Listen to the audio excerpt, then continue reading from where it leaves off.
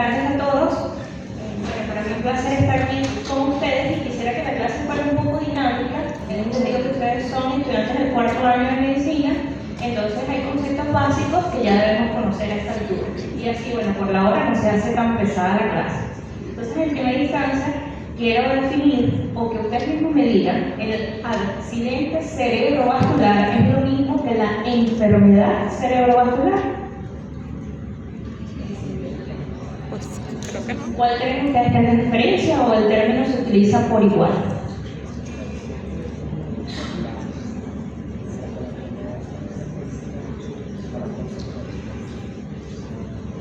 No hay respuestas incorrectas, solo no válidas, pero pueden participar.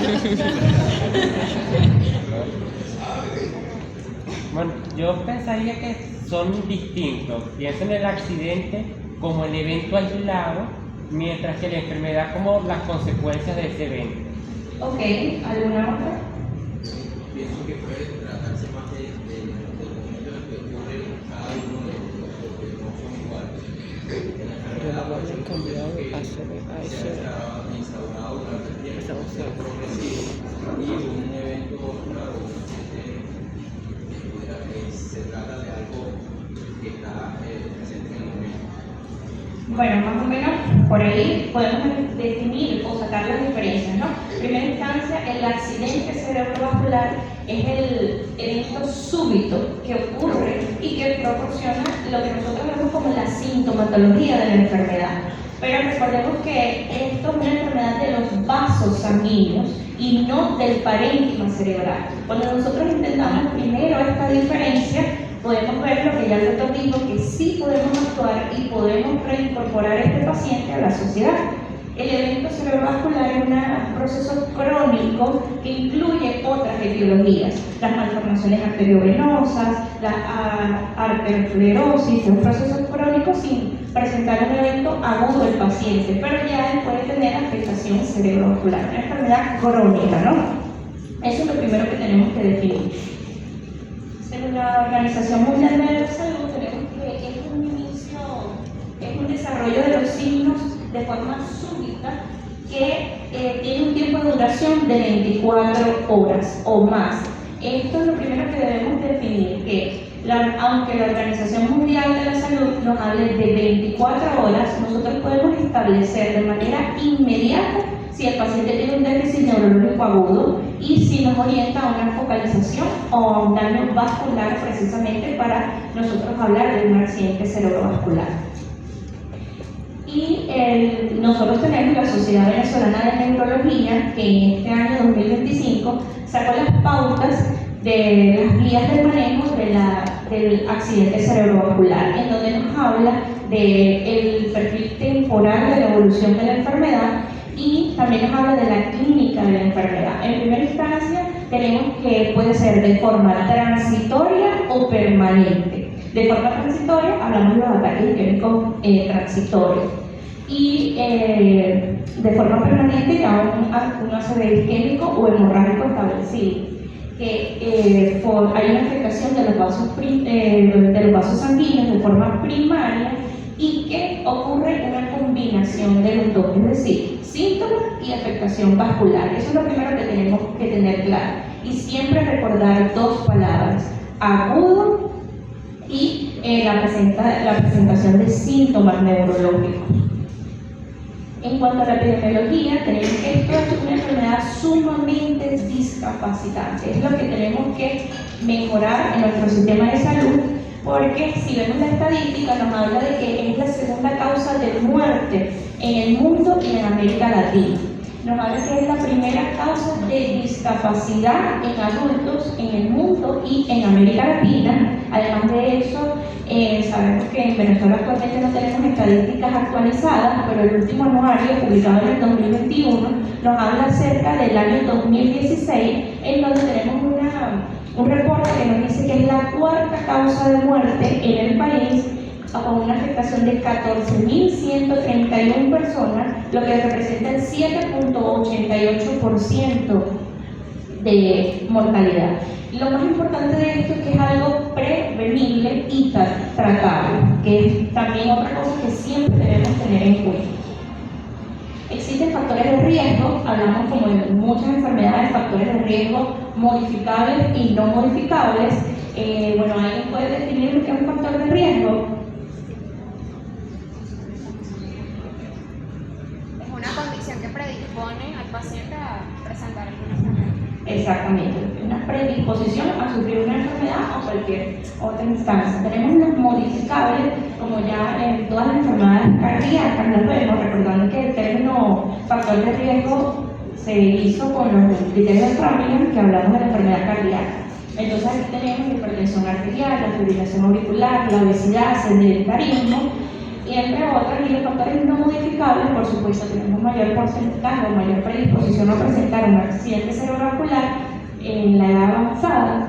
Existe un riesgo mayor en los hombres, una historia familiar de accidente cerebrovascular, es más frecuente o hay una mayor predilección por los afrodescendientes y latinos, hay una predisposición hereditaria y además de eso una historia propia de haber sufrido un primer accidente cerebrovascular. Nosotros siempre le explicamos al paciente que después del primero, la probabilidad de que ocurra un segundo accidente cerebrovascular sin que se modifiquen los factores de riesgo aumenta más del doble. Entonces tenemos estos pacientes que hacen una enfermedad cerebrovascular multiinfarto, porque no hay modificación de los factores de riesgo.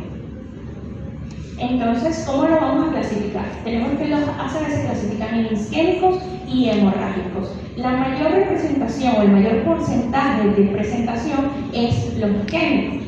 Dentro de los isquémicos tenemos varios tipos, que según la clasificación de TOAS, que yo me imagino, ya todos la hemos escuchado en alguna oportunidad, y vamos a desglosarla un poco más adelante. Tenemos el isquémico o el ACV isquémico aterotrombótico, cardioembólico, de pequeños vasos o de pequeño tamaño, infrecuente e indeterminado. Dentro de las afectaciones hemorrágicas que corresponden entre el 15 y el 20%, tenemos que la podemos clasificar en la hemorragia cerebral o en la hemorragia subaracnoidea. Dentro de la hemorragia cerebral tenemos la presentación parenquimatosa y la intraventricular. Entonces, hasta aquí podemos ver que siempre nosotros debemos pensar que lo principal que puede ser un ACV isquémico, pero no podemos descartar la enfermedad hemorrágica. ¿Cómo lo vamos a saber? Es fácil saberlo por clínica. No hemos visto la clínica, pero ya ustedes este tema lo han estudiado. Podemos distinguir sin tener un estudio de imagen un ACV hemorrágico de un isquémico. No sé. ¿Sí o no? Con seguridad. ¿Sí o no? No, es muy difícil, ¿verdad? Porque existen ACV hemorrágicos de pequeño tamaño que la clínica puede ser casi nada, o un ACV isquémico de gran tamaño que nos compromete al paciente y nos da un déficit neurológico bastante importante y bueno, no podemos saberlo sin un estudio de imagen. Eso es otra cosa, que nada de medidas heroicas sin tener estudios de imagen en los pacientes, sumamente importante. Vamos a hablar, como ya les dije, la clasificación de TOAS. El 50% de los ACV isquémicos está representado por la enfermedad o por la causa aterotrombótica. Entonces aquí tenemos que ver la estenosis de las grandes arterias, seguido en porcentaje de los ACV lacunares o de pequeños vasos, que el mecanismo fisiopatológico de todos estos varía. No podemos extender tanto la clase, pero bueno, cuando hablamos de pequeños vasos nos vamos a esa lipohialinosis de las arterias, cuando hablamos de aterotrombóticos, placas de ateromas en las arterias, cardioembólicos, émbolos que provienen desde el corazón o desde otro vaso sanguíneo, que representa el 20%, otras causas indeterminadas, que más adelante vamos a dar la definición de cada uno de estos, que representa alrededor del 10%, y otras causas determinadas o poco frecuentes, como trastornos de la comorbidad o las disecciones arteriales. En primera instancia vamos a hablar del aterotrombótico. Es una serie de grandes arterias que va a estar representado por una obstrucción o una estenosis de mayor del 50% del vaso sanguíneo, que por supuesto lo vamos a clasificar aterotrombótico si se encuentra dentro de la zona anatómica correspondiente a los síntomas del paciente, es decir, una obstrucción de la arteria cerebral de mayor del 50% de la arteria cerebral media izquierda ¿en qué lado me van a dar los síntomas del paciente? Derecho. Esto es básico. Entonces, si corresponde con la clínica del paciente una estenosis mayor del 50%, entonces podemos clasificar que es un ACV aterotrombótico. ¿Cómo vamos a definir esa obstrucción? ¿Cómo la vamos a encontrar o buscar, ¿no? Bueno, más adelante nos vamos a explicar con las imágenes. Pero aquí es importante saber que esto puede tener una afectación cortical, subcortical, y que el área del infarto sea mayor a 1.5 centímetros, que esto es lo que nos va a permitir diferenciarlo de un ACV lacunar o de pequeño tamaño, en donde el tamaño es menor a 1.5 centímetros, y aquí lo característico es la ubicación. ¿Por qué? Porque aquí no es de grandes arterias, aquí es una afectación de vasos perforantes, vasos pequeños, y por supuesto la ubicación anatómica no es la misma. Aquí nos vamos a ubicar a la sustancia blanca, la región subcortical o a nivel de los ganglios basales, como la imagen que tenemos ahí. Y lo importante para poder establecer que es un infarto de pequeño tamaño es que hayamos descartado en el paciente causas cardioembólicas, recordando que los ACV cardioembólicos nos pueden dar también lesiones de pequeño tamaño, pero tenemos otras cosas que nos sugieren un ACV cardioembólico, que tenemos afectación de múltiples territorios y mayor de una lesión isquémica en el estudio de neuroimagen. Además de esto, tenemos criterios mayores y menores para poder establecer un ACV cardioembólico, porque no toda afectación cardíaca lo vamos a establecer como la causa. Dentro de las mayores, por supuesto, siempre hay que pensar en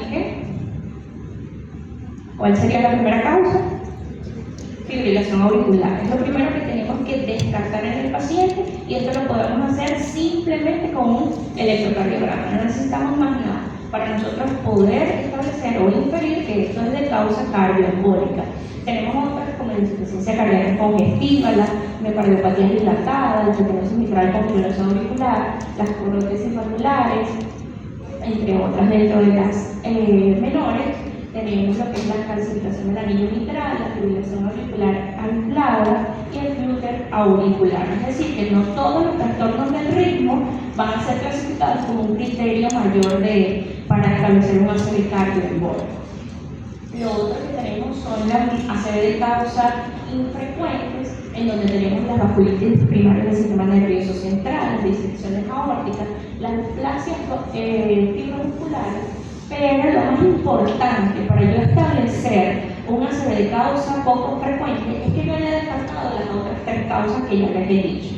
Que no haya afectación o no haya estenosis de los vasos sanguíneos, que no haya causas cardiovasculares o cardioembólicas, y que tenga paraclínicos séricos bien específicos que me den un diagnóstico de causa poco frecuente. Es decir, sobre todo en qué pacientes pensamos en estas causas poco frecuentes. Pacientes jóvenes, eso es lo primero que tenemos que pensar. Pacientes jóvenes debemos descartar otras patologías. Por supuesto, en un paciente joven no vamos a pensar que la primera causa es una hipertensión arterial, ¿no? Porque sabemos que eso es un daño crónico al vaso sanguíneo que en el paciente joven no se ha establecido, sea o no sea hipertenso. Y lo otro es la causa indeterminada o criptogénica, en donde para nosotros poder establecer esta causa debemos haber hecho todo el protocolo de estudio de ese paciente, que va desde una tomografía de cráneo cerebral, ecosonograma Doppler, carotidio vertebrovascular, Holter del ritmo, mapa, eco, y para clínicos séricos específicos para descartar patologías o trastornos de la coagulación y no encontremos ninguna alteración. Ahí es donde nosotros podemos establecer un ACV indeterminado, o en un paciente que tenemos una enfermedad aterosclerótica, tenemos fuentes cardioembólicas. Entonces, ¿cómo saber cuál es lo primero? Si el huevo o la gallina también es muy difícil, entonces lo podemos establecer como de causa indeterminada. Vamos a hablar de los TIA. Esto es un tema súper álgico para nosotros, que es un ataque isquémico transitorio, ¿Por qué es álgico? Porque es un paciente que está definido como déficit neurológico de menos de una hora de duración. Antes se hablaba de 24 horas, ¿no? Pero bueno, las nuevas actualizaciones nos dicen que el paciente ya en una hora puede haber mejorado o recuperado totalmente la afectación que tenía. Pero ¿qué nos habla el accidente isquémico transitorio? Que hay una enfermedad que debemos estudiar al paciente y que debemos tomar medidas de prevención secundaria para evitar un nuevo accidente cerebrovascular. Esto es lo más importante. ¿Qué hemos visto nosotros? Nuestros pacientes llegan, tuvo disartria en la casa, el paciente duró 20 minutos con hormigueo a un lado del cuerpo, llega a la emergencia, no tiene nada y el paciente se va de alta, sin hacerle una tomografía, sin pedirle todo el protocolo de estudio del paciente. Entonces, como ustedes son los que van a ir a esos centros, ustedes son los que van a el primer encuentro con ese paciente, siempre debemos pensar, por supuesto, en pacientes con factores de riesgo ya establecidos, debemos pensar en un ataque isquémico transitorio y que podemos hacer medidas para evitar que tenga un ACV establecido. Lo otro que podemos hablar son los ACV hemorrágicos, que como ya les había dicho, el ACV hemorrágico lo podemos dividir en parenquimatoso intraauricular o subaracnoideo. Dentro de los parenquimatosos lo podemos dividir según la localización, si es global, si es profundo, si es cerebeloso, pero más o menos, ¿qué podemos definir con el ACV hemorrágico? Que esto ocurre con una ruptura de un vaso sanguíneo. A diferencia del ACV isquémico, que perdón que no se lo dije, ¿ocurre por qué? Una obstrucción del flujo, ¿no? Entonces eso es lo primero que debemos establecer. Son fisiopatológicamente diferentes, por lo tanto las causas van a ser diferentes. Entonces aquí vemos sangre en una tomografía, por ejemplo, ¿cómo se debe ver la sangre? Blanco, ¿verdad? En una tomografía. Entonces ahí eso es lo primero que debemos buscar. A lo mejor a este nivel no podemos definir más allá de que si es isquémico hemorrágico o si se ve negro o si se ve blanco, pero es importante que ustedes se vayan aquí pudiendo establecer esta diferencia. Para nosotros poder hablar de la clínica del ACV debemos hacer un pequeño repaso anatómico. No nos vamos a poder dar aquí circulación cerebral porque bueno, se nos puede ir toda la tarde. Pero debemos saber o recordar que tenemos un circuito anterior y un circuito posterior, que dependiendo del sitio de afectación del vaso sanguíneo, la clínica va a ser totalmente diferente. Dentro de la circulación anterior, por lo menos las dos arterias más importantes. ¿Cómo? Carótida. Ajá, la carótida que me va a dar ¿cuáles ramas? Interna y externa. Más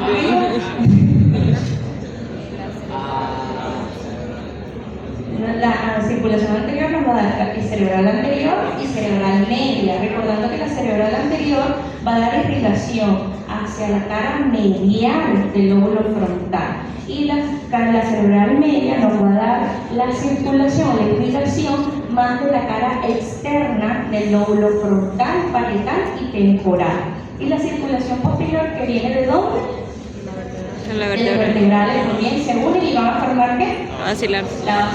Y de ahí tenemos las ramas. Entonces, dependiendo del sitio de afectación, vamos a tener los síntomas. Aquí podemos dividirlo en colores, ojalá fuera así tan fácil, ¿no? Pero para nosotros ubicarnos, podemos establecer con la clínica si es una afectación de la circulación anterior y una afectación de la circulación posterior. Vemos aquí el rubito en amarillo, lo que les dije, la cara medial del lóbulo frontal va a estar irritado ¿por qué?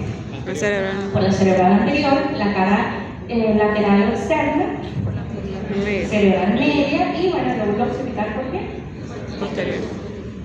Muy bien, entonces vamos a hablar un poquito de la clínica, ¿no? Que la clínica en el accidente cerebrovascular nos va a dar un valor localizador, es decir, que según el examen físico del paciente nosotros podemos establecer el sitio de lesión del paciente a nivel vascular. No podemos diferenciar si es isquémico o hemorrágico, pero podemos establecer que esto es una afectación a nivel del lóbulo o de la arteria cerebral anterior o una afectación de la arteria cerebral media. Dentro de las afectaciones de la arteria cerebral media tenemos que vamos a tener parecias o plejías del miembro inferior, recordando que el homúnculo cerebral en donde la pierna se va hacia la cara medial del lóbulo frontal, y por eso en la arteria cerebral anterior solo vamos a tener afectación del miembro inferior. Además de esto tenemos déficit sensitivo, que puede ser motor o sensitivo de la pierna, recordando que el homúnculo sensitivo está ¿dónde? La corteza sensitiva. Ah, muy bien. Primaria, Ajá, ¿dónde se encuentra? la psicoevolución postcentral. Exactamente. Entonces el homúnculo sensitivo también, o sea, así como tenemos un motor, tenemos un sensitivo, solo que vamos a tener pequeñas diferencias, pero básicamente la distribución es igual. Y además de esto tenemos cambios del comportamiento en el paciente con una afectación de la arteria cerebral anterior, porque recordamos que la corteza prefrontal nos habla también del comportamiento, como es la corteza orbitofrontal. Entonces el paciente puede tener apatía o abulia. Entonces un paciente con un cambio de comportamiento, una monoparesia, y bueno, esto está como raro, ¿no? Siempre debemos pensar en una afectación de la circulación anterior. Dentro de la circulación de la arteria cerebral media, digamos que es el más florido porque el territorio que irriga es mucho más extenso y tenemos más áreas anatómicas afectadas. Y que por supuesto debemos recordar que la afectación izquierda no va a ser los mismos síntomas de la afectación derecha. ¿Por qué? Por la decusación. Exactamente, muy bien. Entonces, si es un hemisferio dominante, vamos a tener unos signos que nos vamos a encontrar en un hemisferio no dominante. Debemos recordar que aquí sí vamos a tener hemiparesia o hemiplejías, vamos a tener afasia, si es una afectación del lóbulo dominante, del hemisferio, dominante. Podemos tener parálisis faciales, parálisis de la mirada, y además de eso podemos tener también déficit sensitivo y alteraciones visuales. Recordando que las fibras de la vía óptica pueden pasar por esta zona irrigada por la arteria cerebral media. Dentro de la circulación posterior, ¿qué vamos a encontrar? Un poquito más difícil de diagnosticar porque no tenemos ese déficit motor tan claro o tan marcado como en la circulación anterior, pero podemos tener un déficit sensitivo contralateral, por supuesto, una dianoxia y una fascia transcortical, que es lo característico, y también podemos tener trastornos de la conducta, confusiones, y en los pacientes con afectación de la circulación posterior, que no está ahí, pero también ellos pueden presentar muchas alucinaciones visuales, recordando que la corteza visual primaria, exactamente, entonces esto siempre debemos tenerlo en cuenta. ¿Qué pasa?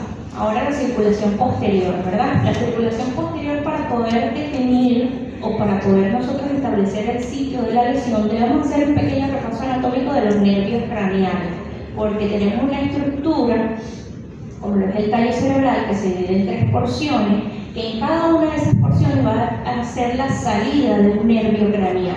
Y si nosotros tenemos una hemiplegia con una afectación del nervio craneal, cualquiera específico que ya lo vamos a nombrar, podemos establecer si la lesión es en mesencéfalo, en protuberancia o en la médula oblongada. Entonces, en el mesencéfalo, recordemos rápidamente, que creo que ya me pasé el tiempo, ¿qué nervios están por ahí?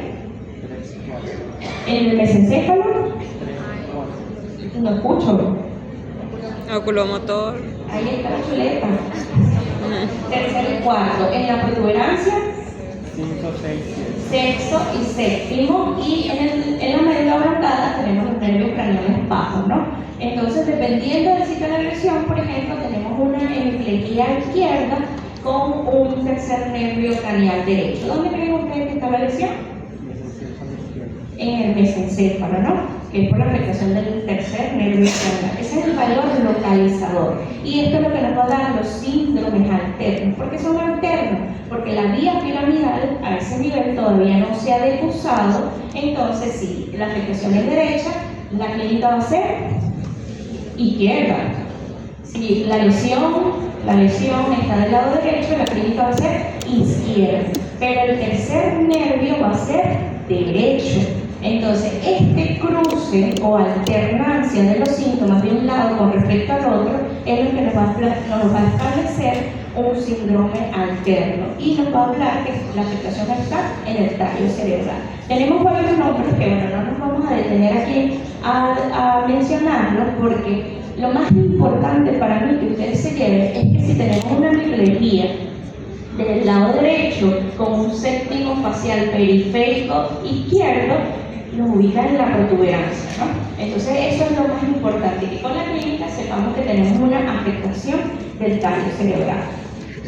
Y bueno, los nervios craneales bajos, recordando que podemos tener afectación del noveno, décimo, onceavo y doceavo nervio craneal que nos van a establecer la lesión en la médula oblongada.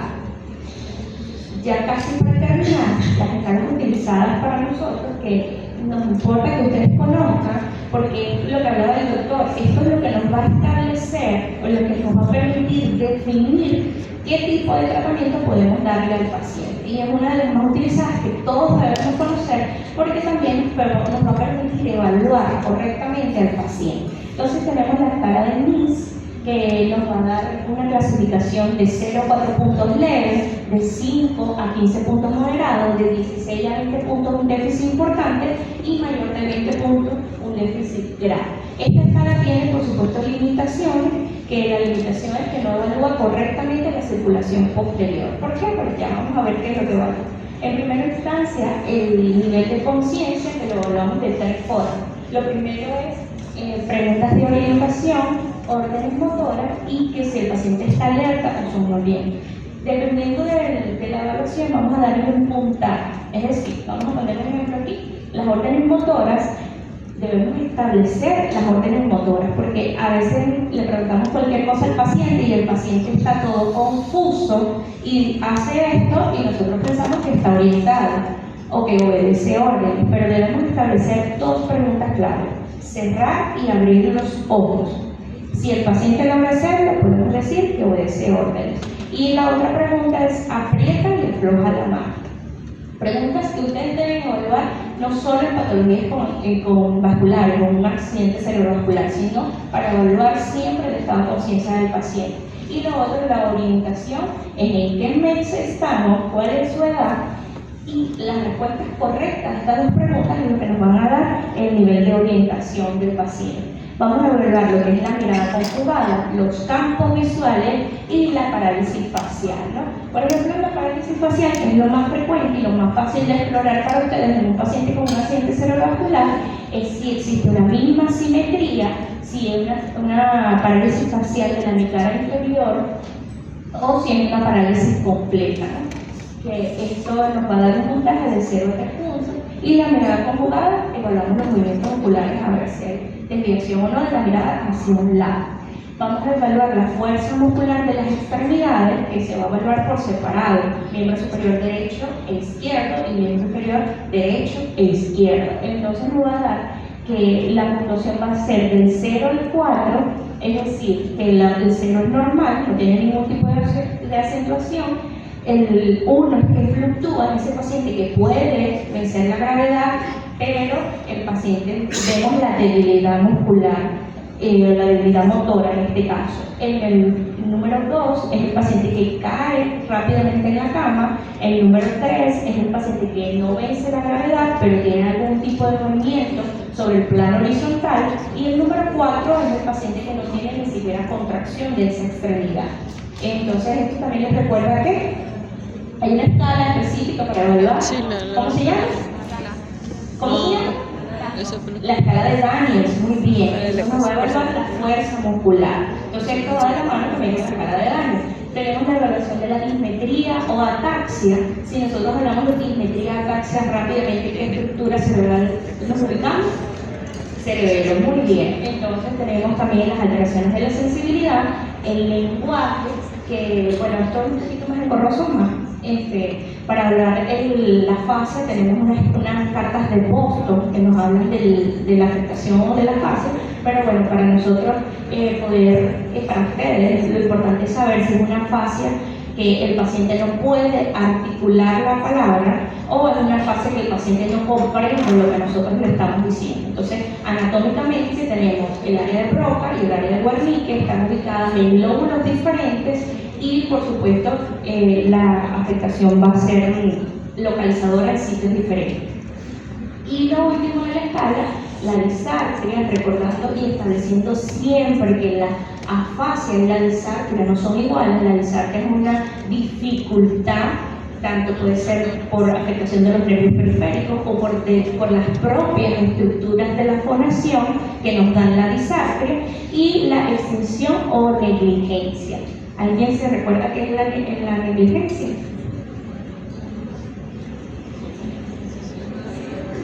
Todo el mundo hace señas, pero nadie contesta duro.